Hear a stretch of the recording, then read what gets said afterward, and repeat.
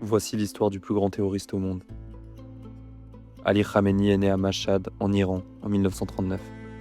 Il a été arrêté à plusieurs reprises dans les années 60 et 70 pour avoir participé à des activités révolutionnaires et promu la prise de pouvoir en Iran par une idéologie islamiste radicale. Khamenei a joué un rôle clé dans la mobilisation des manifestations et l'incitation aux troubles contre le régime du Shah, contribuant à ouvrir la voie à la révolution islamique de 1979, qui a instauré un régime théocratique en Iran. Il s'est rapproché de l'ayatollah Rouhollah Khomeini, le chef de la révolution. Après la révolution, il a occupé des postes majeurs au sein du nouveau régime, gravissant progressivement les échelons vers des fonctions de plus en plus élevées. De 1981 à 1989, Khamenei a exercé la fonction de président de l'Iran. Puis, après la mort de Khomeini, il a été nommé guide suprême. En 1981, Ali Khamenei a été la cible d'une tentative d'assassinat qui a nourri sa paranoïa à l'égard des ennemis, des traîtres et de la dissidence.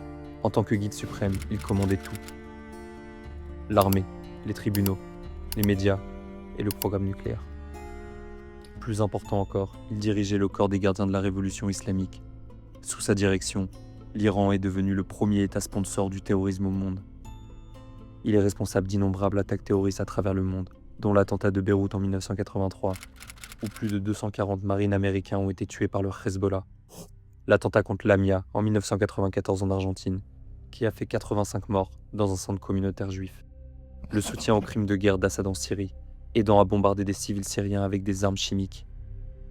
Il a dirigé le financement, la formation et l'implantation du Hamas, du Hezbollah, du djihad islamique et des Houthis en tant que réseau de proxy du régime iranien à travers le Moyen-Orient. Des décennies d'attaques à la roquette contre des civils israéliens par le Hamas et le Hezbollah, toutes financées et armées par l'Iran. Il a développé et lancé le programme nucléaire iranien sous couvert d'un usage pacifique.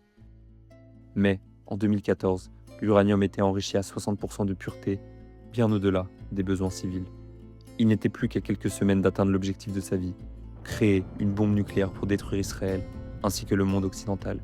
Il avait même installé un compte à rebours sur la place centrale de Téhéran, comptant les jours jusqu'à la destruction d'Israël. Khamenei n'était pas un guide spirituel, il était le gourou du terrorisme mondial. Et désormais, il est mort. Ali Khamenei, le cerveau derrière des décennies de violence, a été éliminé par l'armée israélienne.